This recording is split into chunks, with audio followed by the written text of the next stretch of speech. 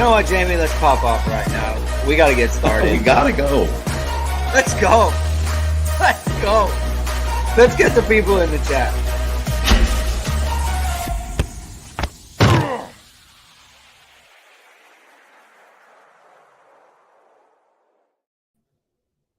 Hello, everyone, and welcome to Hit and Hustle from IRISSportsDaily.com. I am your host, Greg Flamong, and with me, as always, is Jamie Uwayama, Mr. Jamie University. It is Thursday, August 17th, and we have a say goodbye to the off-season mailbag. This is our last show of the off-season, Jamie. Next week, we're gonna be in game week. The boys are going to be playing Navy out in Ireland, and so we're going to be doing previews and we're going to be talking about that. So this is the last hurrah of the off season. Jamie, would you say the off season went quickly or slowly this year? What's your take on that? I feel it always goes kind of quick. Like it's like one of those things where no shots at anyone, but people put those countdowns that are like 200 and something days till Navy. I'm like, okay, like, do we need to do, maybe when we get down to 30, we can start doing it. But I mean, people do it throughout the thing. Or I don't mind when they do it when it's like, oh, this jersey number. I'm like, hey, that's okay. That's a nice little gimmick, whatever, right? I think when we get to the jersey numbers, it's better. That's fine. I'm fine with that. But we can maybe chill on 187 days away from Navy.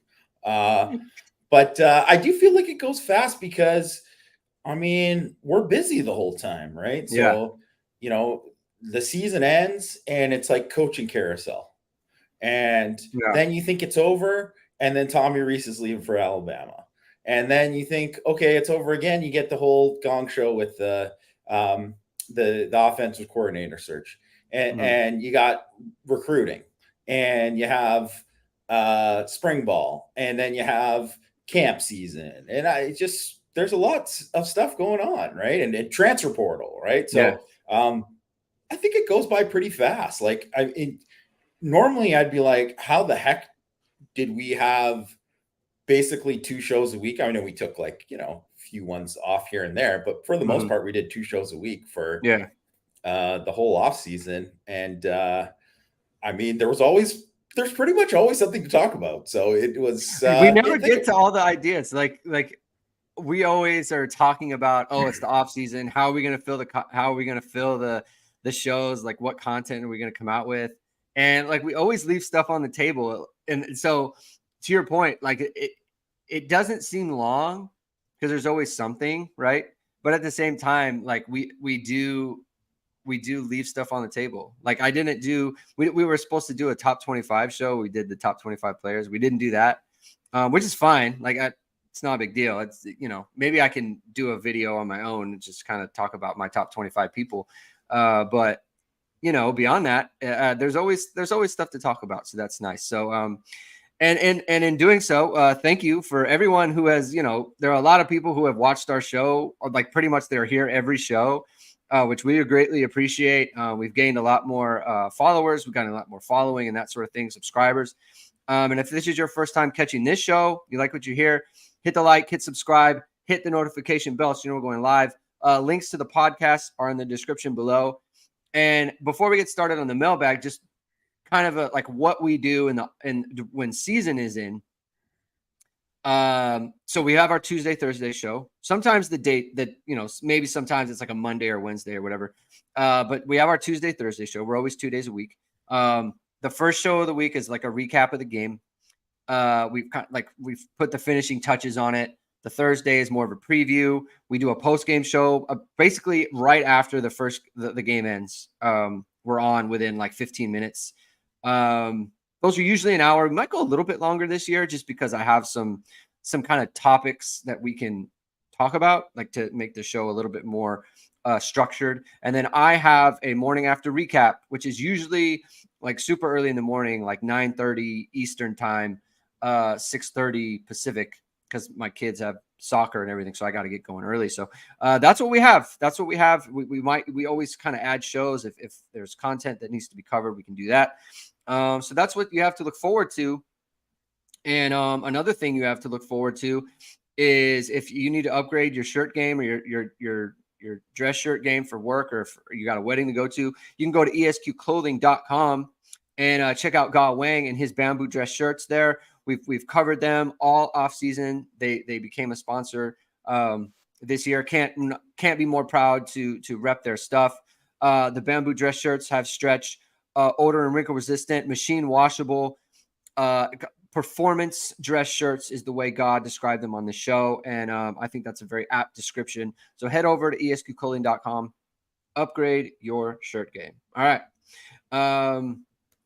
CFB Hertz says, I only want to watch games where Notre Dame wins. So please tell me now which games those are, and I'll avoid the rest. I don't know. Maybe we'll do a prediction next week. We'll do our prediction show. We'll go through kind of like the season and that sort of thing, because we don't need to preview Navy twice. So maybe we can do the season, and then Thursday we'll get more into Navy. So we'll do that. So let's get to the questions, Jamie. Let's get to the mailbag. A lot of questions from ISD customers. Thank you so much. The first one is from Silverback. Will Notre Dame rush for over 2,200 yards during the regular season? What do you think, Jamie? I mean, I think that's oddly specific. Yeah. Just 2,200 yards. You never hear about anyone talking about the total rushing yards for a season. So I guess then let's assume 13 games too. I had to look up what kind of like normally Notre Dame rushes for in a season, or kind of what's good and what's not. Yeah. Basically, that's 169 yards per game. Yeah. So last year they were 24.58. Yeah. I'm going to say yes. The 2,200 yards. I think that's. I would be surprised if they're under 170 yards a game rushing. So since 2017, the only time they were under that was the 2021 season, which makes a lot of sense. The line was bad. Yeah, the line was bad, and it was basically just Kyron. So like they had a little bit of Tyler Buckner in there as well, but he obviously wasn't the main quarterback, so you didn't get help from the quarterback as much. We won't get that this year. For a long you won't get that this year, but I think the line is better. Obviously, Estime. It seems like they have a stable, and there's kind of a question about that later on about who is actually going to be the backup to Audric Estime and how that's going to go. But I think they do have a number of people that would be able to kind of carry the load there. I don't know who's going to be the second leading rusher, how many yards, but I think they're going to have a healthy backup situation, whoever it is. So I would say over. I would definitely say over. I think the line is good for it. I think the running back situation is good enough for it. Next question. D. Lemire 7. Set the line for a matchup of 2023 Irish versus 2022. For reference, last year in 22 versus 21, hypothetical. Jamie said, I think he said 22 -6. And I said Notre Dame, or 2022 -3. I don't actually remember doing this at all. I don't remember doing this at all. I feel like he made this up and gave us these numbers, because I do not remember. I was like, I don't recall having this, because I would be surprised if I actually would have taken the 22 team over the 21 team, because I felt like the 21 team had a lot more. I don't think I would have. But I mean, let's do it for this one. Yeah. I mean, I would say 23 over 22. I said -4.5 in favor of 2023. Wow. I would say more, a lot more, actually. I would say like closer to -10. I just think they're closer to -10. I mean, I'm not saying that they might not beat them by double digits, but I just think that it was like, I'm just trying to be kind of like what I think the actual line would be is I think -4.5, but I wouldn't be surprised. Like, I think expectations are higher for this team and should be, and I think the ceiling's higher for this team. So, I mean, 10 points isn't wild. I think they're kind of, with maybe the exception of the offensive line, it's kind of a wash because you still have, like, I would rather have Patterson and Lugg versus Rocco and Coogan. I'd rather have that. And obviously, you'd rather have Mayer. But other than that, I feel like they're kind of stronger at every position. So, you know, I just think, plus this defense, you talked about it in Six Thoughts today. I think the 23 defense has a real chance. I think they have a real chance to be very, very good. The quarterback and the defense are just so much better, I think. So Yeah. it's just like, it's hard not to just that. I mean, that says it all, right? Yeah. And like, look at, even if you go entering into last season, well, you know, Ben Morrison was like, oh, he's going to play this year, but that was it. You know, there was no like Ben Morrison is an All-American candidate. There wasn't any kind of like, oh, Jaden Mickey has really taken a step, or, you know, Christian Gray is going to play. Like there's so much deeper there. You know, obviously they didn't, even though they lose Foskey, I think the development on the defensive line, they're just way stronger across the board. They just have way more like quote unquote dudes on the defensive line. They're bigger. You know, it's something that I wrote about and Andrew Mentok wrote about for Irish Sports Daily. Like they averaged, you know, 6'4", 298 last year. Last year they were like 6'2", like 289. And really, like, you think about it, because last year they had, at the beginning of the year too, especially, it was like Lacey, Admiral and Cross. That was like 280. All of those guys were like 280. Yeah. And Cross was even a little bit below. So, I mean, it makes a big difference. It makes a big difference. So I think that's part of it. And I think the linebackers are better.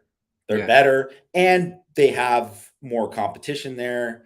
And they're just a lot of like young athletes that I think are going to play more as the season goes along. The second year in Golden's defense too, that really definitely helps. And I think too, like you talked about, you know, Foskey. It's like, it's one of those things where you would much rather have Isaiah Foskey than Jordan Botelho, right? Like if you were drafting.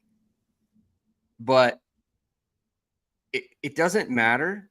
Like production wise, the production is the production. It's kind of like who would you rather have, right? Like Jalen Smith or Tavon Coney? We'd rather have Jalen Smith. Tavon Coney in 2017, like those numbers are insane, right? Like you wouldn't give up that season.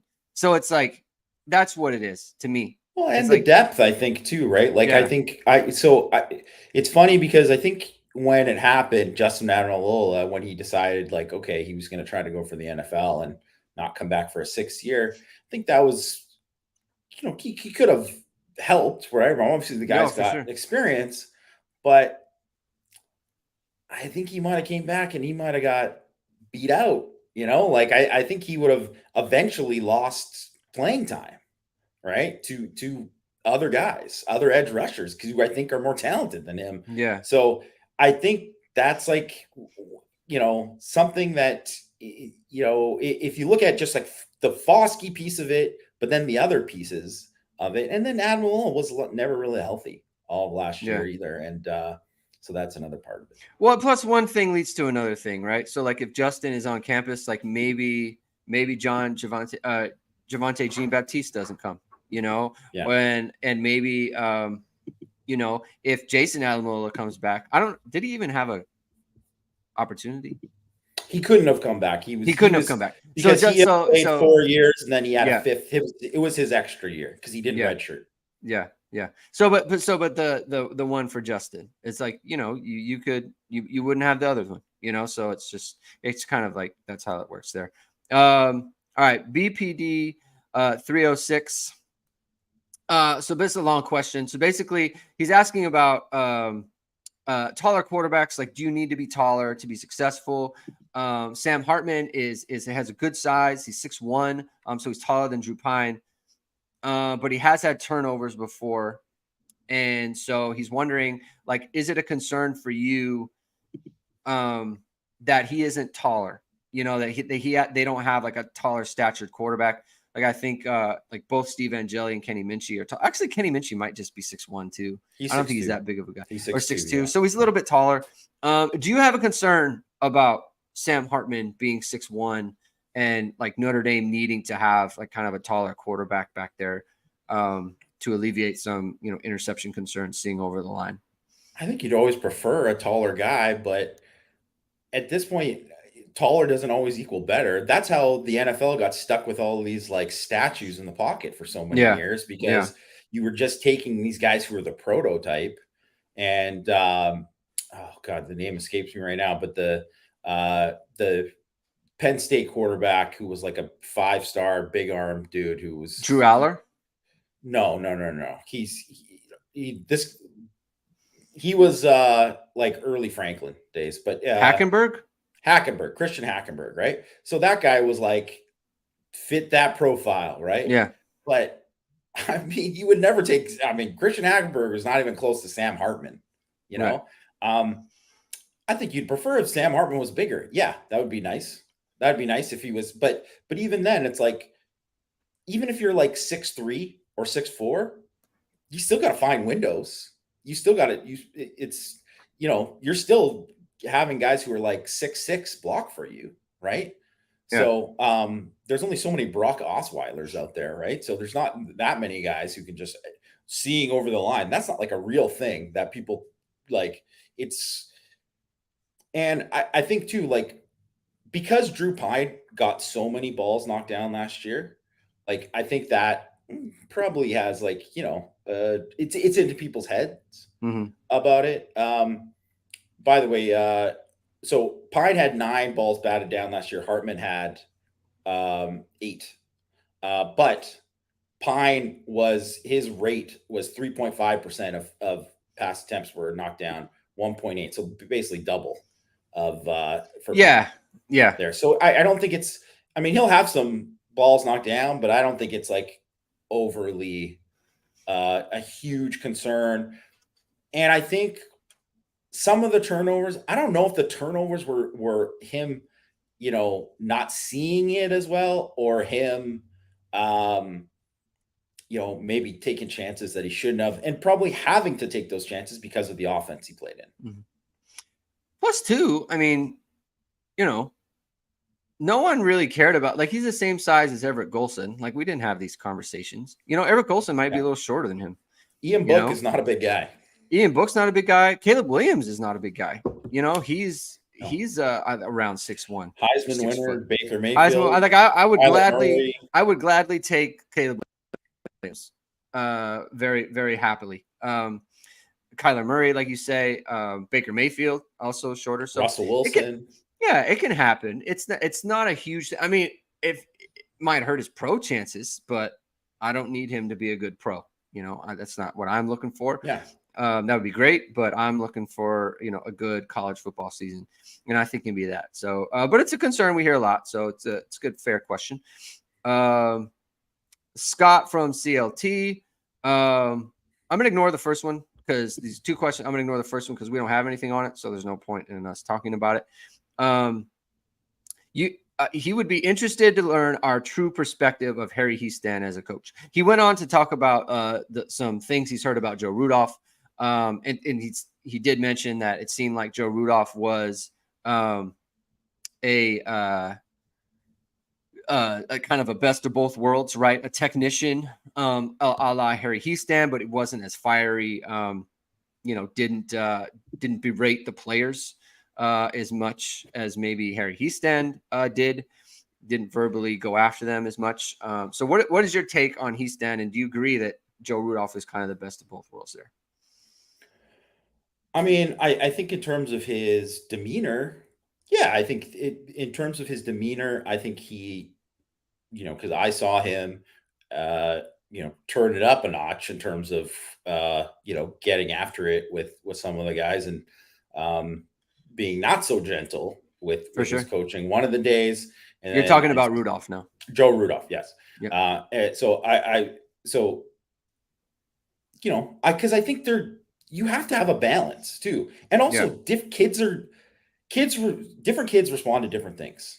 And unfortunately, like Harry Hiestand is from a time when it's like it's my way or the highway, and that's just kind of how he was. That's how he was coached. He's just an old school guy. So I think the criticisms in that, in terms of him being like a throwback or an old school guy, I think those are fair.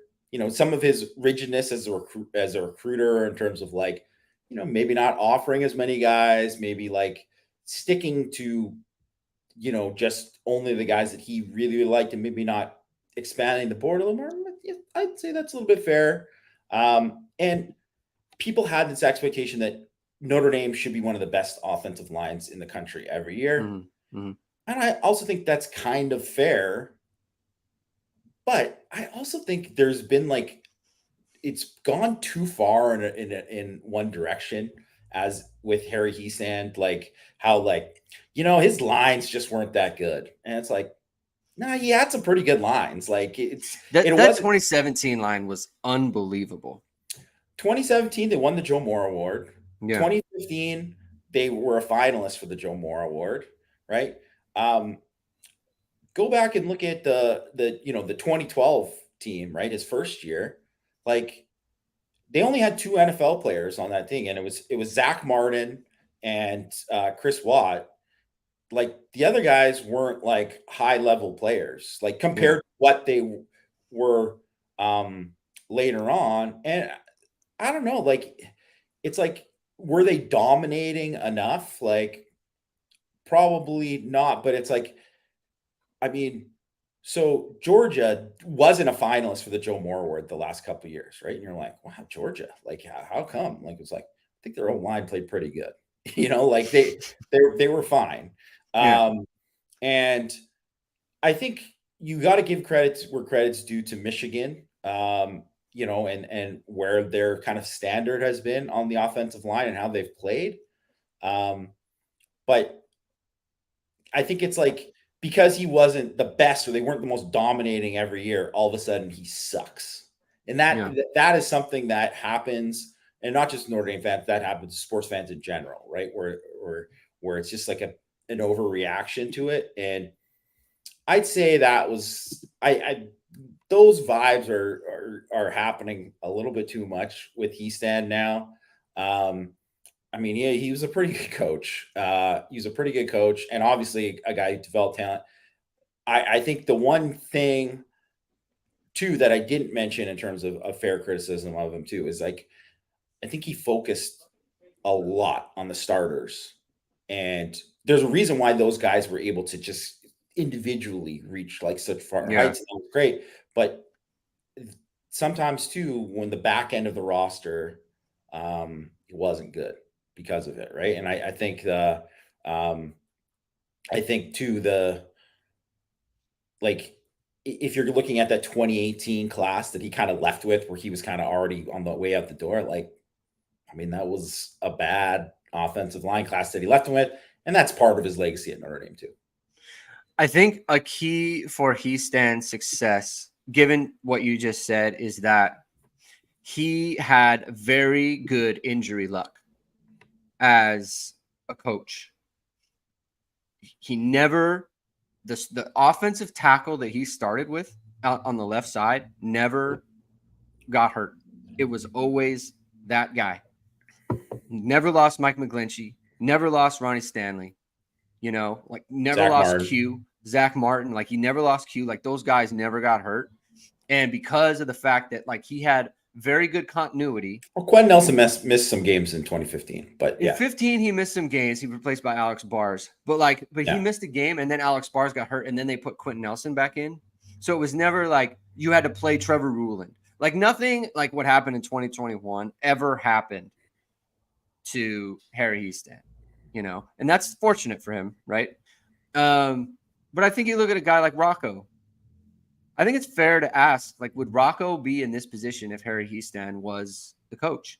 Probably because not. Harry has his guys, and if you're not his guy, then it's just like you don't get developed like that. Yeah, that's just my impression, right? It's just kind of what I've noticed. Jamie says he thinks it's fair, and so I think it's probably fair. I think it's fair. So I think that's I think that's something to say. Obviously turned out some great lines, like phenomenal stuff, you know? So, you know, that's, I mean, I think we've covered a good amount of ground there on him. And, you know, if he was still Notre Dame's offensive coach or offensive line coach, I'd be fine with it. I think he does a good job. So, all right. BJT 911. I see many people talk about Howard Cross and how undersized he is, but he just seems to flash a lot. In your opinion, what intangibles allow for this? And do you see him making a big jump this season or just more of a compliment to the defense? He's a really good player. That's the one thing that kind of gets lost too with the undersized part is that he's never bullied in the run game. He never gets bullied. He's never a guy that you see like, wow, he just got his butt kicked, right? Like it's kind of similar to Heinisch, where you're like, he was never the biggest guy, but you never saw Heinisch. Like, I mean, it's not like he was graded out 100%, but he never was physically dominated, right? And I think that's the same thing with Cross. And I think both those guys kind of have similar traits in terms of like they have really good first step, quick hands, heavy hands. I think Cross is a little bit more explosive lateral movement, but they both play with really good leverage, right? And that's the main thing. Obviously, he's shorter, right? He's you know, just under 6'1", so that helps. But I don't know about a big jump. Also, like he's going to be a nose guard in the base defense, so that isn't a position where that is made for a ton of havoc or anything like that, right? But I do expect him to be better than he was last year. He's been the guy when they've gone sub packages. He's been the defensive tackle that they put out there. So I think he'll obviously get some chances to rush the passer there. And I think he can. And the fact that he is in there and it's not, Mills, that they haven't put Mills there or they haven't put somebody else there, like that shows you that like they believe in his talent as a pass rusher too. Yeah. So I think he's going to have a good year. I don't know. I mean, I wouldn't say he's going to be dominant, but I think there were times last year where he was the best defensive lineman for Notre Dame. And I mean, it could be that again this year. I mean, I really like him as a player. Jamie, do you know about this guitar problem? Because I think he was asking about the guards. Oh, I think it was guard problem. Correct. Oh, okay. Yeah. Oh, okay. Got it. Guard problem. So David Lowe is asking, the guard problem, bad player, just healthy competition. I don't have any reason to think it's bad play, so I'll say it's healthy competition. I think part of that, and also like it might not be bad play, but it's not at the level that you want it to be yet, or else one of those guys, or else they would have said, well, Pat Coogan is that guy. Like they would have said that, So I think that's the kind of way to look at it, and I do think that like you'll probably, we're going to find out in that first month, right? We're going to find out in that. I disagree like with the premise of like calling it a problem. I mean, the guard situation, I guess, 2 new guards. I wouldn't call it a problem. I don't know if it's a problem. So like you said, we'll see. All right, fifth quarter Iris. This is a long one. So we'll land the plane here. Most would agree the team has very good depth. We also believe good corners and not just 2 of them. Hartman has the ability to read defenses, attack more of the field, will help the running game and make the offense hard to stop. Given that, does it make sense to leverage your depth and your corners to attack a lot on defense? Go for havoc rate. Not in a crazy way, just load the box more and hurry up the quarterback. Complement that with a bit more up-tempo on offense with an RPO game to leverage Hartman and put opponents in a bind. So basically attack the game, right? We are going to get you the ball out of your hands. We're going to play a lot of aggressive man defense. We're going to send pressure. We're going to get the ball away from you. And then we're on offense. We're going to be playing tempo because we want to put you in bad situations with our quarterback who is very experienced and knows what to do with the ball. Like, do you agree? Because I think by contrast to last year, everything was very like slowed down. Everything was very, we want to control the ball like against Ohio State. Like, we're going to take all the time on the clock and that sort of thing. We're going to run it down.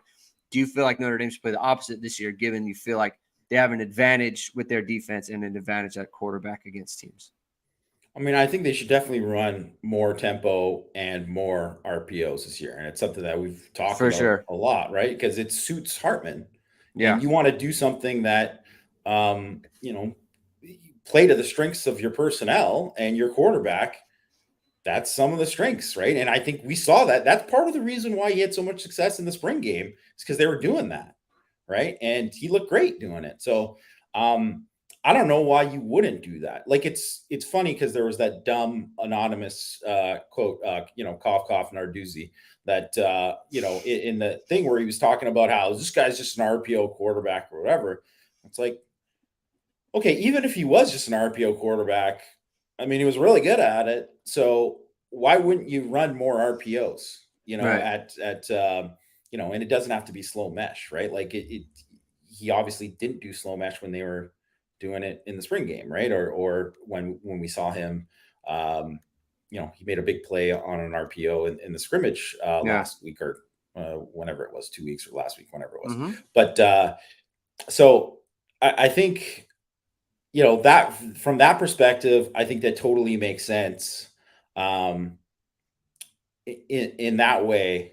But I think so much of it is the opponent dependent in terms of like how much you're going to attack. Like, I think it's with certain teams, if there's certain teams where like, man, our corners are just going to dominate these receivers. These guys don't got it. They don't have receivers that can challenge our corners.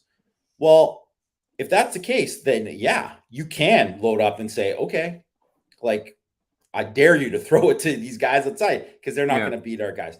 That's fine. But when you're playing against Ohio State and they have Marvin Harrison and Emeka Egbuka and a bunch of other dudes that could probably start for Notre Dame, and you got USC and they got a boatload of receivers, or you're playing Wake Forest and that their game is like, we're going to take those shots. It would be stupid to be like, okay, we're going to leave the corners on an island all day, and these guys are just going to have to cover go balls and back shoulders the whole game long or whatever. It's like, no, make them prove that Wake Forest prove that they can run the ball on you with like a light box. Yeah. And if they can't, they're screwed, right? So you have to play to, you have to play to the opponent in terms of loading the box, but in terms of havoc rate on like third down and attacking, yeah, that's why you got those corners. Like, yeah, you can take more chances. You can create more pressure. You can bring more pressure. You can do more games up front. You can do a lot of that stuff because you have those corners. And I think, yeah, you definitely take advantage of that on third downs. Plus, I think, going zone, showing, like, there was a clip on Twitter that I kind of highlighted. This was maybe last week sometime. It was a zone coverage where you're showing press man and you drop off into basically a cover two. And because Notre Dame figures to play so much man, like going in zone like that is a surprise, right? Everyone knows Notre Dame has good corners. You can expect that sort of thing. Something that frankly Cincinnati did quite a bit, And I always point to, like, look what Cincinnati was able to do when they had Kobe Bryant and Sauce Gardner. Like, that changes everything for you. But at the same time, do you want to go a bunch of press man against a team like USC, regardless of their receivers? Do you want your defensive backs with their back turned running down the field, and Caleb Williams, the way he can escape? He gets out of the pocket, you got a bunch of guys running 20 yards down the field, man to man all game. It's just like you're really setting yourself up in a bad way there. So those are the type of things you have to consider.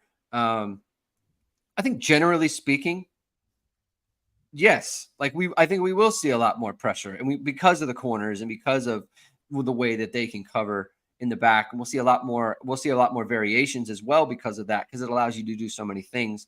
And on offense, I say you push it. I agree with this completely. You push. You put the pressure on the defense. Like every time a team goes tempo against Notre Dame, it's effective and it makes Notre Dame uncomfortable. So it's time for Notre Dame to start doing that to other teams. So I think we're kind of on the right track there. JP Doc 31. Is there much known about the blocking ability of our current group of wide receivers? Do you guys think the opening day tight end being eventually drafted will continue? And if Ashton Craig is asked to play for a sustained period, are there areas where he might potentially already be stronger than Corral? So let's go to the first one. Have you seen anything in camp about the receivers blocking or, anything notable there? I think some of it is you're just going to have to wait and see till some of these guys get into the games. We see more of it, because there's so many young guys. So like Tobias Merriweather, you got to see it on a consistent basis from him in terms of what he's doing, blocking. But I mean, in saying that, they used him as a blocker towards the end of last year, and yeah, he did fine. Jaden Thomas is a good blocker. Like he's going to be a weapon for Notre Dame, and especially with the way they used him. I don't think he'll be quite used the same because he's obviously a more prominent role in terms of being like a wide receiver one. But yeah, he can block. He'll be fine, and he's obviously. I think the competition in practice lends itself to that stuff too. Yeah, and I would say too, like I would have said like, maybe Tyree because he's obviously not the biggest guy, but what I thought about it and kind of and after talking with someone close to the program is that they are like, oh, Tyree's like he's doing fine blocking, like because was not afraid of the contact in terms of blitz pickup and stuff like that, and it's continued, right? So obviously it's different technique and you have to get better and improve there, but I mean he's definitely going to be willing and all that. So, in the freshman guys, it's just like, where are they going to be? Well, Colsey, I think, can block and all that. So I think they'll be fine for the most part. I don't know. What do you think? Yeah, I honestly, I generally don't get concerned about this. I don't think you can play for a Marcus Freeman team and be soft. And blocking at wide receiver is basically about effort. I just don't see it. I don't think you can do it. I don't think he would stand for that. Opening day tight end. I have no reason to believe that this will change anytime soon. Book it. He's whatever. I don't care which one is starting, whether it's Evans or Stays or whatever. That guy is getting drafted in the NFL. Mitchell Evans too. Even if he doesn't become, like kind of what we were saying, that he ends up playing the most snaps, but not being the most targeted, he's still going to get drafted because he can block, right? So it's like he's going to. You don't realize how many tight ends in college football don't know how to block at all, and that's one of the reasons why Notre Dame guys keep getting drafted. Even some of the guys that frankly weren't that great at Notre Dame. Look at Brock Wright. Well, he didn't get drafted, but he's playing in the league. But he's in the NFL. Yeah, and I would say, I think you'd say like Durham Smythe. He certainly didn't have like this prolific career. He was a 4th round draft pick. He's a 4th round draft pick, right? Like, because he was like a good blocker, like not even a great one, a good one, right? So, it's that streak will continue. That's why I don't worry about like Nate Roberts decommits from Notre Dame. Okay, it's nothing. It's and someone else that he's not a good. Yeah, it's not that he's not a good prospect. He is, but like also the difference between him and James Flanagan, who I think Notre Dame is in a good position to get. Yeah. Not big. Yeah. And if anything, I think what's his face is more Roberts is more polished right now. And Flanagan, I think, has a higher upside as an athlete. So, and they're going to get another guy who's really good too. And think of all the second tight end guys that they've gotten that ended up being really, really good. So like, Eli Raridan was the second tight end. Tommy Tremble was the second time. Mitchell Evans, like good. They're pretty good. They're going to be fine. And they have enough guys that, which is also just mind blowing that Roberts was like, what? I thought I was going to be the only one. It's like, bro, like it's tight on you. Like It's a whole they thing. have, yeah. It's It's a gonna be whole thing. competition, man. Yeah. Yeah. Tyler, thanks for the super chat. Appreciate you lurking, even though you're at work. Strong opinions on Ashton Craig, Jamie? Yeah. I mean, I don't. First of all, I think there was another question about Corral later, so we can maybe skip Yeah. that one later and just get that to it now. But I don't think he's going to be out for a sustained period. Like it I mean, sounds practice like yesterday. he practiced, not full, but he was in Yeah. pads and he was not off to the side. So that's obviously a good, uh, situation. So I would expect him to play against Navy. So definitely not like for a sustained period that he'd be out. But just in terms of Ashton Craig, and I think Ashton Craig has a very bright future. You got to remember he's redshirt. He hasn't played a snap, Yeah. compared to Corral. So if he had to play, yeah, it's going to be a step back in that sense. But he's bigger than Corral. He's probably not stronger because he's only a year into the system, but he's bigger, he's longer, he's a better athlete. Like his ceiling is higher. Like I don't think Steve Carell is going to play in the NFL. I would be surprised if he plays in the NFL. And I think Ashton Craig has a chance to play in the NFL as a center. Okay. Irish one, what freshman are you most excited about, interested to see play? We don't need to talk about Zeke Carell. Number two quarterback is Steve Angeli, so that's easy to answer. But what freshman are you most excited about, Jamie? I mean, I think Greathouse and Flores, right? Like I think just because that those guys are going to play, right? They're going to play, they're going to be involved. I mean, I don't think these guys are going to put up like monster numbers, but they're going to contribute and they're going to make plays during the season. So I think that just because of that and because of the camps they had, because of the springs they had, yeah, I think it's easy to just pick them. But I'm excited about Drake Bowen, Christian Gray. I don't know if Jaden Osbury or Boubacar Traore. I'm not sure how much those guys are going to play, but I'm very excited about those guys as well. But just in terms of most interested to see play and the guys that I think are going to play have to be Greathouse and Flores. I mean, you mentioned everybody. I would just say Matt said he called it that Jeremiah Love would return a kickoff for a touchdown. I want to see that. Let's see that. That would be awesome.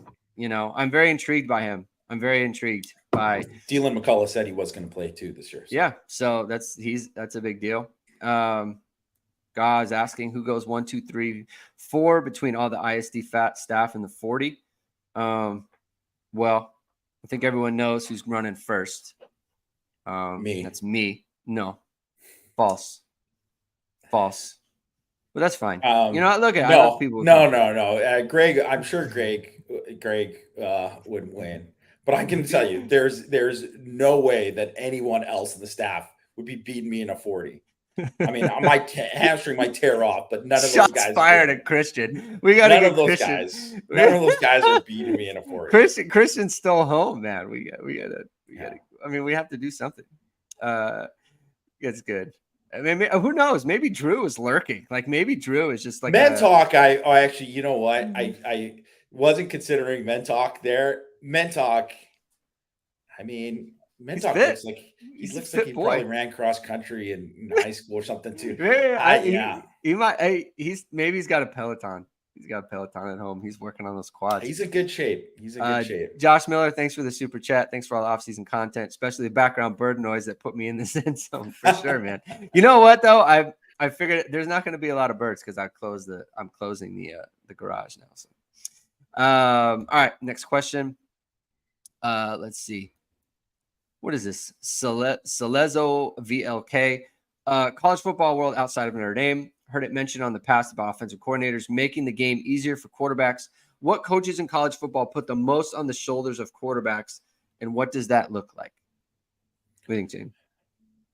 I'd be lying if I told you which coordinators were the ones who were putting the most on quarterbacks. Like, I can't. I was trying to think of them, and I'm like, man, I'd probably miss like a bunch of different people that do that. But for the most part, you don't get a lot of coordinators that put like too much at all, because they're playing with their jobs, right? Like Yeah. the reason why the offensive coordinators is, doing like why all of a sudden they're doing these look plays all the time for um Tommy Reese last year is because he's like, these guys are getting us in the right place. I gotta get us in the right place. Yeah. And that's why they're why there's always doing those check with me's, right? Like that is a part of it. And it's not to say that maybe a guy like Tommy Reese would, in terms of like, getting guys to make full field reads, getting guys to set the protection, stuff like that. Like that's happening. But even with some of these guys, they don't even have to do that, right? So it's a lot different depending on where you're at and what kind of offense you play in. And a lot of it is because they don't want to risk the chance of like, I'm putting this guy who's 18 years old, and all of a sudden he's got to know all of this to be able to play. And that might cost me my job. And then the other thing is if the 18-year-old's the best talent on the team, you want to get him on the field, right? So that's part of it too. Yeah.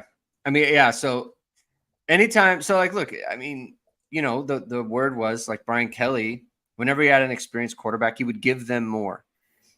And that would kind of slow things down a little bit, in terms of their progression. Cause like it's harder. Like you say, full field reads, like a lot of college quarterbacks are not doing that. They're only seeing half the field. That's why sometimes you'll hear a term like it's a live route. So some routes that guys run, like they're not live routes. The quarterback's not looking over there. If they don't see the first two reads, they're going to tuck or they're going to dunk it or something. Like they're not going to go to the other side of the field. I mean, a lot of the stuff you see at like Tennessee, like that's a super quarterback friendly offense because the reads are so simple. The routes they're running are so simple. Like the route combinations, like they're not very complex. You're not changing your route based on the defense and what the defense puts out there, right? So a lot of that stuff is predetermined. So that's kind of what it is, right? I think Ian Book had a lot on his shoulders in 2020, which is why, like, people say like, oh, like the quarterback gets, that's why he gets drafted in the fourth round. People say, wow, how does he get drafted in the fourth round? It's because he knows a lot, right? And he talked about this when I talked to him on this pod. Like, yeah, Notre Dame prepared me because I was so advanced that way. So that's kind of what it looks like. It's kind of what it looks like. All right, Army 72. Coach Stuckey has turned out to be an excellent recruiter. Can you notice a difference in his coaching or receivers technique that would separate him from his predecessor? I mean, you can notice a difference because he's obviously a different guy than Dell Alexander, and he's teaching different details than Dell Alexander. But I mean, I think this is the big difference between him as a recruiter and him as a coach compared to Dell Alexander. Chancey Stuckey is hungry. Like there's a reason why he's a rising star and a guy who was like, oh, we want to hire this guy, even though he's only had 1 year of experience in it. Yeah. I mean, that he is hungry to learn, hungry to get better, hungry to get his guys and develop his guys to recruit the best players possible, to develop those players the best way he can. And Dell Alexander was not hungry at least not definitely not at the end, right? Because I think there are players who played for Dell have said he was a good coach and he helped them. Like Miles Boykin has been on the record saying like he's the best wide receivers coach I ever had. I learned so much from him and all that kind of stuff, right? Like that stuff isn't false, right? That's not just him making it up. But Dell, I think you could just look at just the results and you could say this, but you could also like, this is what I heard about Dell is that he was like, kind of like, for lack of a better term, like fat and happy, like he was like, I mean, I'm at Notre Dame. Like, I can just get this other guy, right? Like, I won't get this guy, but I can get this other guy. And I would have to work harder for it if I was at somewhere else. And like, I think that was the mentality, right? And that was Brian Kelly's mentality.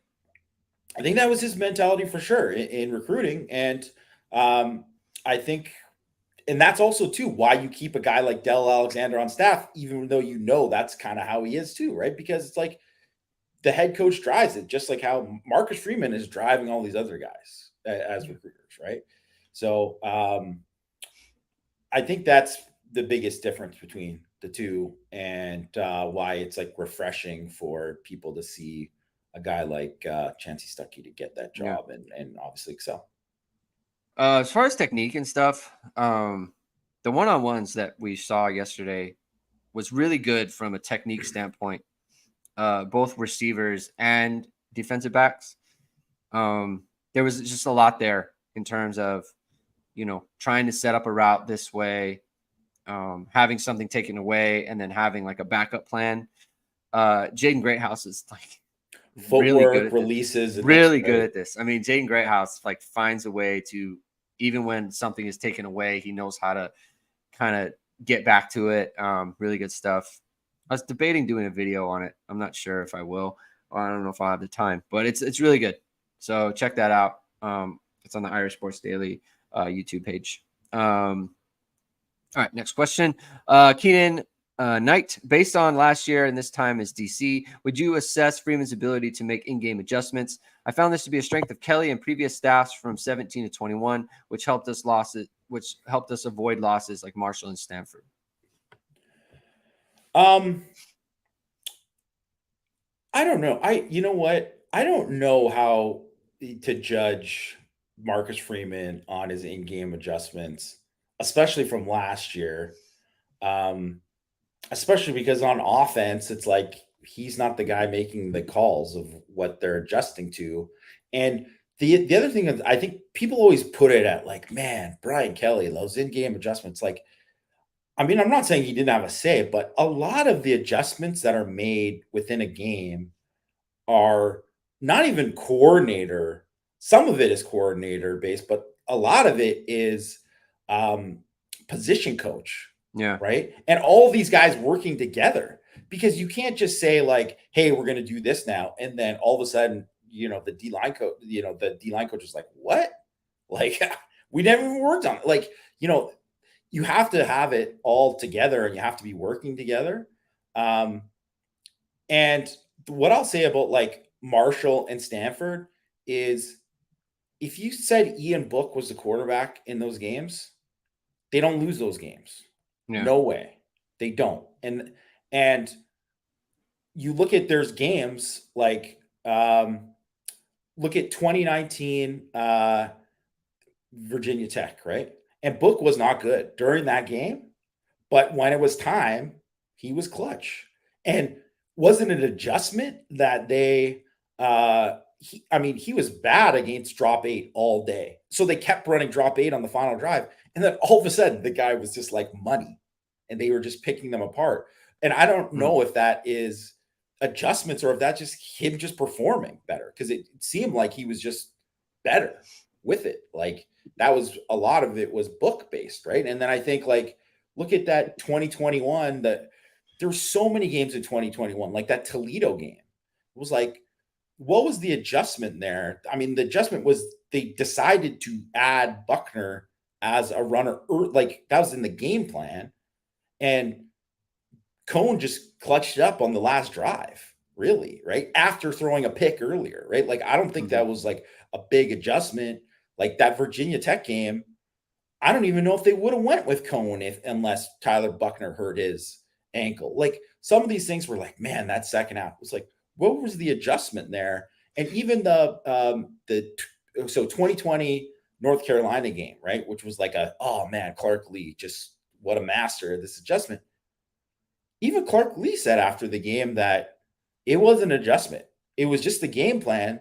They just executed better after the first 2 drives. Yeah. So it's sometimes, I mean, adjustments, I mean, I don't want to say they don't matter, because they do. You have to make adjustments during a game, especially when someone's showing you something else.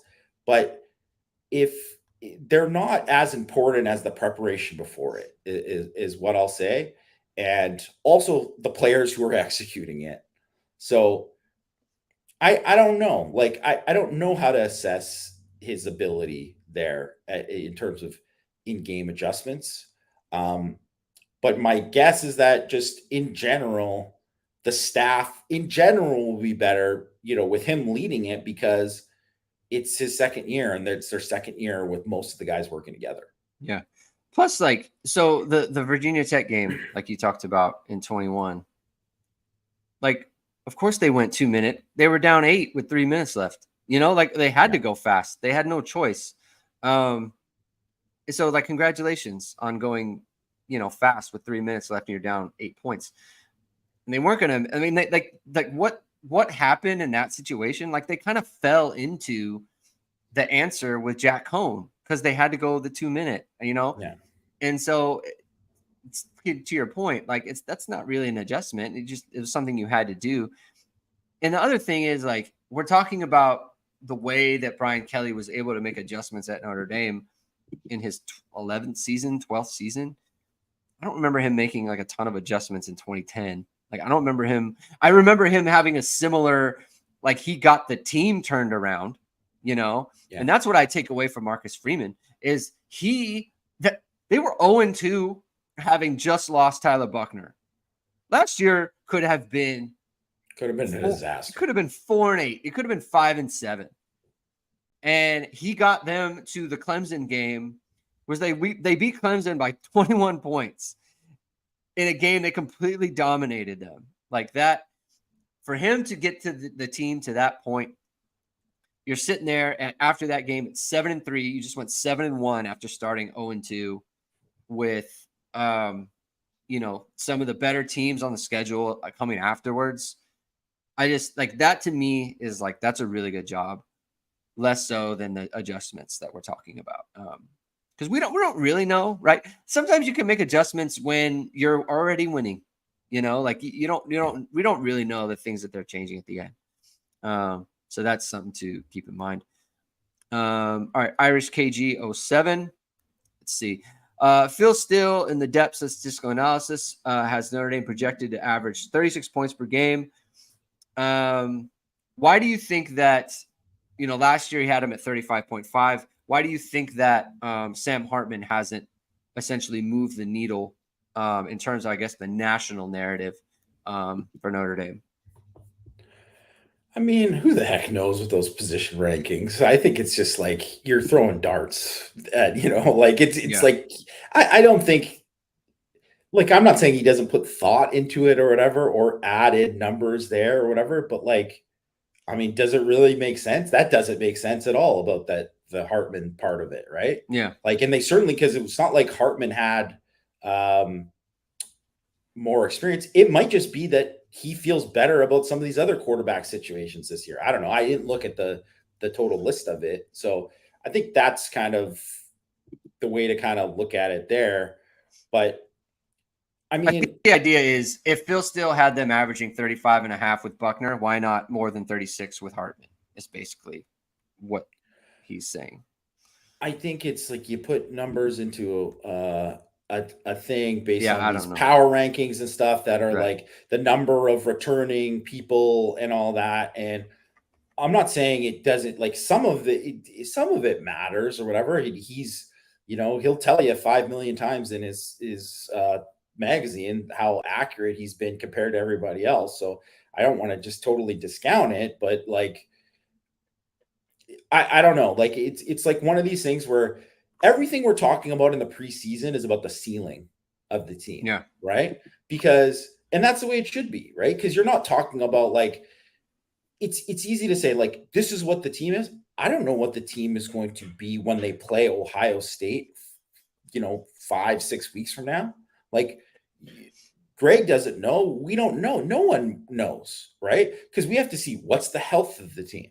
Right. Yeah. Have some of these guys taken steps? Is all of a sudden, like, is Holden Stays all of a sudden just like oh, he's dude number one out there, right? Is Tobias Merriweather tearing it like, or are you getting nothing from those guys? Are you getting something like there's all these other factors that go into it. So all you can really talk about is kind of the ceiling and where it is. And I mean, I'll just say too that like, so I recorded a thing for the Notre Dame senior alumni. It was like a preview show. And like Eric Hansen from Inside ND Sports, he was on it as well as Mike Golick, and we've done it the last 3 years.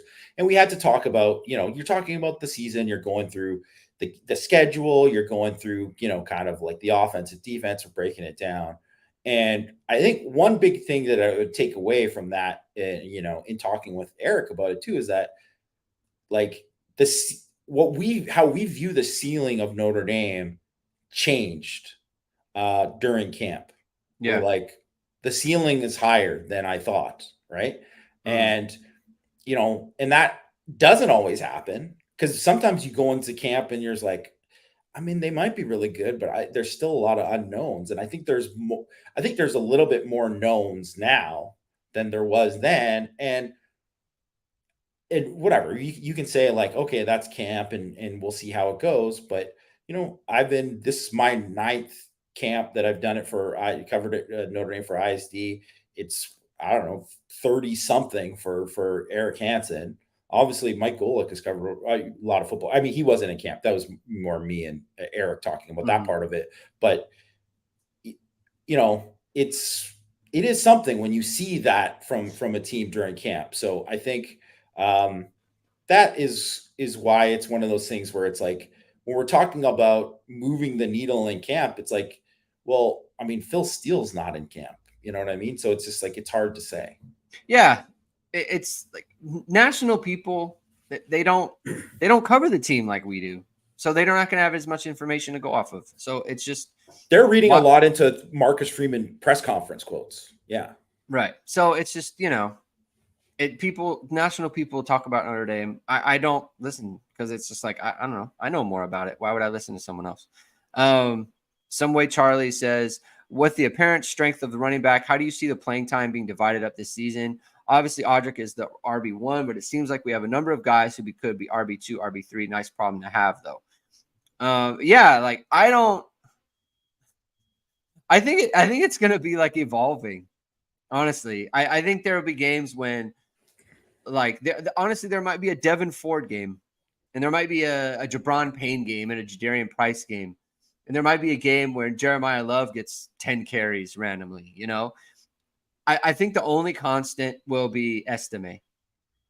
And the rest of it, I bet you they all get around like between like 50 and 70. Like I can't see the backup running back just like after Estime getting more than like 100 carries. I just don't think that's in the cards this year. There's too many of them. And I think that's totally fine too, by the way. I think that's a good way to do it. I think it's a good way to keep everyone involved. They seem to like Devin Ford quite a bit. I think they want to get Jeremiah Love involved. Obviously, Jadarian Price and Jabron Payne's been playing well. So I think there's a lot there. It's going to be just like backup running back by committee, basically. I totally agree with all that. The only thing I would say is that Payne seems pretty obvious as the number 2 to start. Yeah. But I think that could easily be a fluid situation. It might just be that he's this guy that all of a sudden you're like, wow, this 1-2 punch, right? It could end up being that, but it could end up being completely different. I think even you could go back to 2020 and like, God, why am I forgetting his name right now?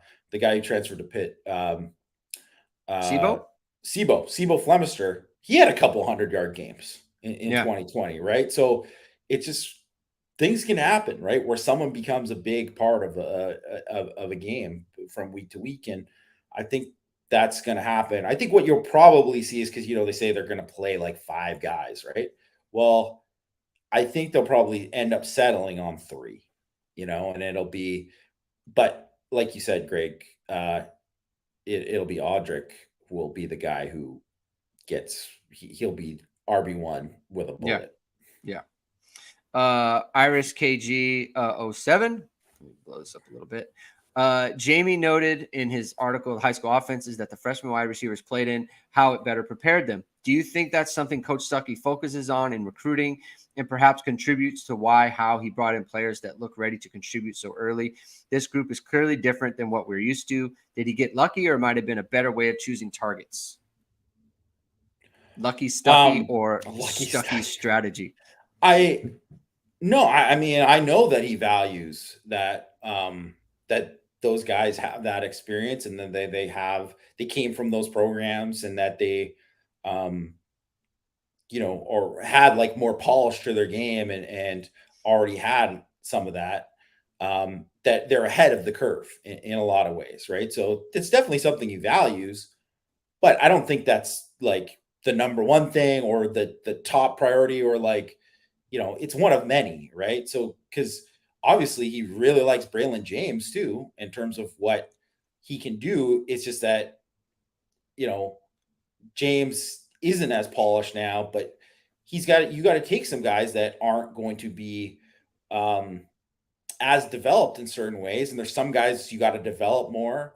And there's some guys that have maybe a higher ceiling, and there's going to be other guys that are, have higher floors. And you probably want to get a mix, really, right, of a bunch of those guys. I mean, if you can get all guys who are polished and they what have you that want is Cam Williams. You want 4 of those. Yeah. Even I think though, like Cam Williams, I wouldn't say he's not as developed as those guys are, right, in terms of, he certainly has, I would say talent wise, he's above those guys, but just, he's not as developed as those guys are in terms of like the offense he plays in, or just his regular route running and stuff like that. I think he's not quite at that level. But I mean, it would be stupid to be like, well, I'm not going to take Cam Williams because whatever. No, you gotta, I wouldn't call it luck with Stuckey. I think it's strategy. But I don't think that's the only strategy, is what I would say. I think so. It's like Greathouse and Flores, both really good route runners, technicians, all that stuff. Neither are burners. And I think that if you're not going to be a supreme athlete, like you can run, then you better be able to run routes. You better be able to catch. You better be technically sound. Like, I don't know that he would recruit someone like Dion Colsey, who isn't a great route runner and doesn't have elite long speed. I don't know that he would recruit him. Maybe he would. I can't. I'm just saying neither of those guys fits that. Like Micah Gilbert, right? Like, he is a good route runner. He's also super physical, but he's a good route runner. Cam Williams, we already talked about. Logan Saldate, like he's a good route runner, and he has the long speed as well. So he's kind of a mix. He doesn't have that size. But like, look at Braylon James. He's not as technically sound, but he's got the long speed, right? He's very fast. Isaiah Kenyon, same thing. Didn't have the technical, but he had that long speed, right? And that athleticism. So I think that's how I see it. It's like, if you're not going to be an elite athlete, like, you better be technically sound. And I think that's what he's after. So I guess that's a strategy. I don't know. It makes sense, right? Like, you don't want low upside with low floor too. That's not what you want. So yeah. What is this? Snurg? Is that what that says? Yeah. Snurg. The offense has a lot of new pieces, and there's not an indication that it's all come together yet. And you all have mentioned concerns about lack of explosives. There seems to be a sense that the first 4 games are important for Notre Dame to get better on offense. What would you want to see week to week in order to evaluate whether they're on track or not? I mean, I think certainly you want to see some like explosive plays in the passing game. I think that's something you want to see, but I think improved efficiency, that's something that I think you would see from week to week, where you'd want to see like, oh, the efficiency, the execution, that is getting better. And that's everything from what you're seeing at receiver to what you're seeing up front, right? And specifically up front, though, too, I think that is definitely would be high on my list of like what you want to see, right? Yeah. But and the other thing I think is you just want to see like, are guys building confidence? Like, is Hartman getting more confident in the players that he's throwing to? Is all of a sudden where, you know, you're going to see like, oh, Tobias Merriweather made this jump. It's like, well, he had a big game. He had a big game, and you're like, wow, he's really taking another step. That's usually where it starts, right? Is you make plays and then you start to feel that confidence, right? And it's a lot. Consistency starts to build from there, right? So I think that's what you want to see is guys making plays, building confidence. You want to see Jared Parker building his own confidence as a play caller, right? So I think that would be I think those are the most important things. I think for me, with offense especially, is confidence. Yes, it's playing with competence. Like, you can tell when a player gets in the game, and or like not even a player, just like a team, everyone's working together. Everyone is like, they are all accountable to each other. Playing with accountability, that was something that my coaches talked about all the time. When you know, it's like, okay, I'm a wide receiver, we're calling a bubble, I'm going to block that guy, and that is my job, and I'm going to do it.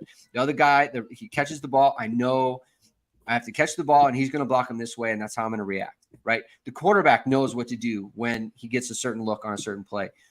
The running backs know, okay, the blitzer's coming this way, I have to pick him up this way. Like, there is, you can tell when a team, and I hate to say it because I don't like them, but Michigan, when you watch them play, those guys are trained in, this is my job, and I'm doing my job, and I'm being accountable to my teammates in doing the thing that I'm supposed to do.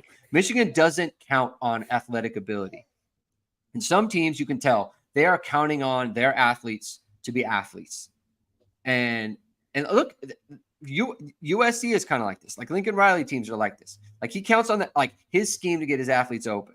You play a team like Utah sometimes, and it's like Utah is the type of team, and this is kind of what I would go after. Like, I kind of understood going after Ludwig because like he got those players to all play together. Everyone is playing together, and that's what I'm looking for. That's what I look for in every team, right? Not every team has that. I think the 2020 team was very good at this. I think they were very good at that. They didn't have the talent, but they played together. And so that's funny that you mentioned that 2020 team, because I think as you were saying that, I was thinking about the 2020 team. And if you recall, that Duke game was not a pretty game for the Notre Dame offense. And so that's the other thing. It doesn't always look great out of the gate. Yeah. So it's not about that. It's about like, and it doesn't even have to be like, okay, well, now they took 3 steps forward this week and they take another 3 steps forward the next week. Yeah. It doesn't always work like that either. But as long as you're progressing forward and you're, heading in the right direction, that's what matters. Yeah. All right. Next question, Philly ND fan. Thoughts on reps at safety, as reported by Mentalk, just a Navy thing? I don't think we know. He's a good player. Yes, I think he is a good player. I don't think we know if it's just a Navy thing or if it's something more. It wouldn't surprise me if he is making a full-time move there, because one, I do think there is like some questions about depth there. After the first 3 guys, right? That's something I think, because I don't know how comfortable they are with Antonio Carter if they had to play him in a game yet. I don't know, right? Or Adon Schuler, right? Because those are 4 and 5 there. Yeah. I don't know if they want to like, oh, we got to move Thomas Harper there, because right now it looks like he's the starting nickel. So if that also might mean that it's like, well, Harper's got the nickel job, and we know Lewis knows how to play nickel, but we need to train Lewis here because we need the depth. And also too, Lewis is a good player. And I mean, we've talked before how I think it probably is the best move for him in the long term if they did make that move, and maybe for them as well. So I think we'll see. I mean, and there's another question that I didn't include because we're talking about it now, but someone asked, is it permanent? I think it's permanently an option. And I don't think it's for Navy because they weren't running against the Navy offense when we saw the clips of that. Like they were in too deep or whatever it was. Like they're not going to run that against Navy. They're not going to be in that formation against Navy. Like that wasn't Navy stuff. First of all, Notre Dame wouldn't show us Navy stuff. So that's definite. It definitely wasn't that. I think that he's a good player. He's a good athlete. They know he can play in big games. He played really well against Ohio State last year, for anyone who remembers that. And so it's like you want him out there. He's a good athlete. Like, would you, if you want to play someone at safety against Ohio State or USC or a team that's going to throw the ball out like Clemson, do you want GJ Brown back there or do you want Clarence Lewis back there? Maybe you want Clarence Lewis back there. So it makes a lot more sense there. Someone who can cover. So it's that's what I think about that. So yeah, I think it's a positive development. Good thing. Joe Irish says, most people ask about Notre Dame. I thought I'd go off the beaten path. With the rule changes, punt return is dying faster than the Vanilla Ice music career. What would you think of incorporating some CFL rules for punt return and try to revive it? Next money grab for college football is advertising on the uniform. I said over under at 5 years. What side would you take? I would take the under. I think I'm surprised they haven't done it already. Yeah, I'm so shocked too. Do you have a great need to revive the punt return? Is that a big deal for you? No. I mean, I do. It can be an exciting play, but I definitely don't use the Canadian rules, the 5-yard rule. It's a dumb rule. It's a dumb rule. It looks stupid. It's one of those rules. Like there's some cool stuff in the Canadian Football League in terms of the rules. That is not one of them. It's stupid. It's stupid. It's like having the goalpost right at the goal line. Yeah, that's dumb. That's a dumb thing. Someone could run right into that, run in a post. You're running a post right to the post. It doesn't make sense. Don't do that. Don't ever do that. I would be very much against that. And I mean, they can change certain stuff, but it's like, it's different rules in the NFL than it is, college. And I mean, you don't see guys taking kicks back to house there too. It's because one thing I think too is that it's coached better now. Yeah. Special teams is coached better, like much better.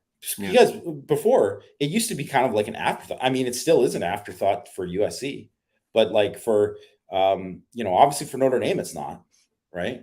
Yeah. And they proved that last year. And obviously, they didn't decide to go when Mason left. They didn't when Brian Mason left. If it was an afterthought, they could have went in another direction and not hired Marty Biaggi, but they did hire Marty Biaggi. Yeah. So, okay. Irish One, have you heard about any stadium enhancements for game days? They've certainly improved things a bit over the past couple of years. So I was wondering if they will continue to make game day unique, supportive, energetic, all the while remembering it's Notre Dame. I haven't heard anything new. I think what they've done is fine. I think they've with the lights and all that stuff. I think they've done a good job. Yeah, I don't know. I haven't heard anything. Maybe Matt has.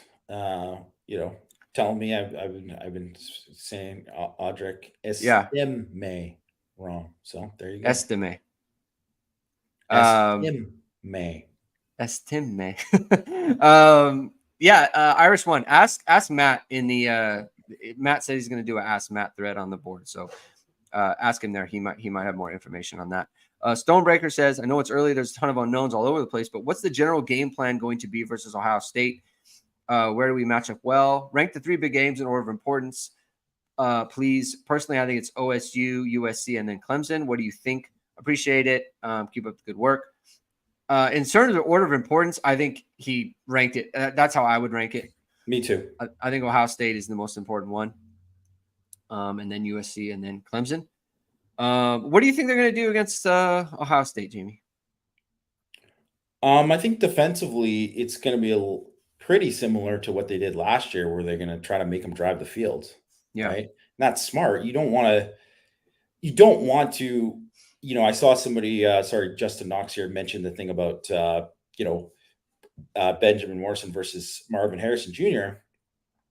And it's not that it'd be fun to see that matchup, but I mean, you can't put anyone on an island against Marvin Harrison Jr. all day. Like that's just not a winning strategy against Ohio State. You don't want to have too many one-on-ones. They just have too much talent. Even if your corners are as good as Notre Dame's, you just don't want to do that all day long. And you want to force them to drive the field, especially because they don't have CJ Stroud this year. And if you think about it, if they didn't have CJ Stroud last year, they probably don't win the game, because even when they were running it down, Notre Dame's throats for the most part on that, last kind of clinching drive, there were third downs where it was like he needed to make a play. He needed to escape the rush and make a throw, like on the sidelines, perfect ball placement, whatever. And I don't know. I mean, I guess we'll see if Kyle McCord or Devin Brown, if one of those guys can make that throw. Maybe they can, but I don't know, right? So, and it's also going to be like probably the fifth start for that guy. So where is he at, like, in terms of his development then? That's definitely going to be the biggest game that quarterback has ever played. Yeah, you want to put it in the quarterback's hands as much as possible to try to beat you, and drive the field to beat you. So I think that's the way I kind of see it there, like defensively. And then I would say, I mean, yeah, you don't want to give it the big play through the air. But I would challenge, they have two new starting tackles too. So obviously you're going to wait to see what these guys look like in the first month of the year. But I mean, I would challenge those guys with stunts and edge pressures, because it's not Paris Johnson and DeJuan Jones anymore. And then I think on offense, I think you better run the ball a lot better than you did. I think that is going to be key, right? That is going to be key. And you have to, they had no explosives in the only explosive they had in the game, or they had a couple explosive on the touchdown drive that they had, right? They schemed one up. Remember, there was that one kind of fake pitch, whatever, to Bauman down the seam. Yeah. And then they had the beginning of the game, they had that, run after catch from Lorenzo Styles. And that was it, right? So you need to be more explosive. So I would say you got to run the ball. And when you get your chance to hit play action, you got to hit on some of those. I mean, it's efficiency, just like you talked about. Like, you got to be efficient. And, I think, a lot of this Aztec stuff, I think that's for Ohio State, teams like that, and it's going to be interesting. It's going to be interesting what they do. It's like you said, you got to limit the explosives. Like, you can't have it. You just cannot. It's the easiest way to lose a game like that. So yeah, I think you covered the rest of it pretty good. Irish Bronx, who has more sacks, Marist or Snead? I think probably Marist, because he'll probably get more opportunities. So just based on that, I would say he's probably going to have more. Both those guys look good rushing the passer in camp, and Marist specifically working with Jordan Botelho and some of the stuff that they were doing together look really, really good. And they were, for the most part, when they were doing those sub packages, those guys were in there together. So I don't know. I think it's kind of to be determined how big of a role Snead is going to have. He's going to have a role, but I don't know if as of right now, I would say he would have less snaps than Marist, less pass rush opportunities than Marist. So I would probably go Marist. Yeah, I think that's fair. All right, Irish Bronx, over under 13 games. Botelho sacks at 9. I think I'll probably go that's a pretty good job setting these up, Irish Bronx, I'd say, because 9, I think, is a pretty good. Yeah. I think you're going to say like just over or just under like that, or maybe push. I guess I would say push. I guess, but yeah, that's. I'm gonna say over. I'm gonna say over because everyone's like, "Oh no, can't." Like Isaiah Foskey I think did he easily this. could. I think he easily could. I think he's gonna be over. Mills tackles for loss at 10. I'm going to say under, but I think he'll be close to that. Man, that's good. I'm gonna say Bronx, under on that one. Bronx, do you work for a sports book? Like, what's going on here? I'm gonna be under for that one as well. Bertrand 100 tackles. I'm over for that. I'll go over as well. Okay. Morrison 5.5 interceptions. I'm gonna say under. Interceptions are hard to get. They are hard to get. I'm gonna say under too, because he's not gonna be targeted enough. I think. I think there's going to be games where you're like, man, Ben Morrison did get a lot of action this game. I think that's going to happen. So plus, like, we have to remember, like he went into November having 0, and then Clemson threw him 2, and then he got 2 against BC. It's like it all happened really fast. I don't that usually isn't the case. And then Xavier Watts 3.5. I'm going to say exactly 4, so I'm going to take the over. Very excited. I'll take over on that too. Very excited for Xavier Watts. All right. CHSFB 75. Most surprising thing to come from fall camp. What do you think, Jamie? I think it was just how far along some of the young players are. And the freshmen, definitely, like how there's more guys that I think are physically ready to play. And obviously you're going to have to wait and see how like some of these guys are mentally going to handle it, because how much can you give all of these guys, right? And also too, you're a freshman at Notre Dame, you got to go to class, you got to do all these other things. There's other factors that go into it, right? Like, so I think but I think there's more options of guys that like, you'd be like, you might not want to redshirt this guy because I think he's not, in no way he's staying 5 years. So there's that. And then I would say too, with the same thing when you saw like guys, the jumps people made from spring to fall. I think that was a thing. A lot of sophomores like that too, right? Mentioned Stays, right? Was a guy, not a sophomore, but mentioned Gabriel Rubio as a guy. Like, there's a lot of that, of guys where you're like, oh, this guy really took a jump from that time. And it wasn't like they looked bad in the spring, but just they took jumps. Yeah. For me, it's Pat Coogan winning guard. Yeah. I never would have predicted. I think you could, you know what? Actually, you should probably just change it to Pat Coogan and Rocco Spindler being the guards, because I mean, we had heard before camp that Rocco was a legitimate contender to start there. But if you said these are the 2 that are going to start, I don't think you'd find anyone on the Notre Dame beat who would have said these are the 2 guys who are going to start. No way. That's shocking to me. So, not that it's bad, it's just I'm shocked. Usually you hear that. He was considered. It was like, I think all the focus was, okay, Rocco, Kristofic, Schrouth, and that's it. And then it was like, oh, maybe because Emil Wagner got some looks too, or whatever, right? So you're like, well, maybe it'll be Wagner now, or whatever, right? But like, I think it really kind of came out of, not completely out of nowhere, but definitely was a surprise. Yeah. Another surprise is I forgot to do Vahid, VSR Media. I totally messed that up. So before we get to our last question, I want to talk to you about VSR Media. founded by Notre Dame Football pregame host and Emmy Award-winning anchor Hiestand. VSR Media provides professional and cinematic video and photo, whether you're looking for a collegiate or pro-level highlight reel, have a personal story to tell, or aiming to diversify your growing business. VSR Media specializes in short and long-form video storytelling, social media management, website design. VSR Media also captures professional headshots, senior, and sports photos. Contact Vahid at vsrmediacompany.com. Mention Irish Sports Daily and receive 20% off your first project. Visit them online or give a call at 574-800-9106. That is hand up, my bad.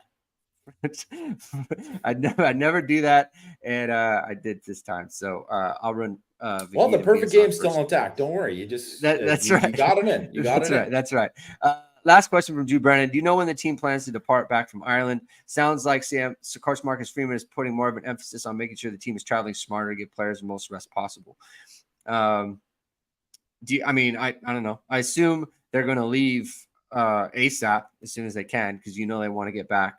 It sounds like they might leave a little bit earlier for Ireland than I would have expected. So have you heard anything about this? Well, Wednesday they said, right? So, yeah. So I think that makes sense too. Yeah. Right. I think they're, he mentioned too that they were, because it's something that NFL teams have done, right? Where they've flown to the UK and flown to Europe during the week, and then, it's part of the season.